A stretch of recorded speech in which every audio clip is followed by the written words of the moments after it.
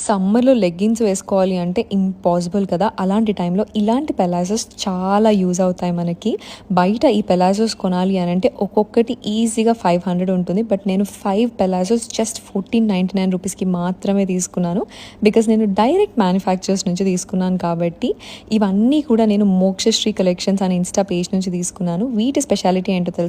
వీటికి ప్లీట్స్ రావడం వల్ల చాలా డిఫరెంట్‌గా అండ్ చాలా యూనిక్‌గా ఉన్నాయి.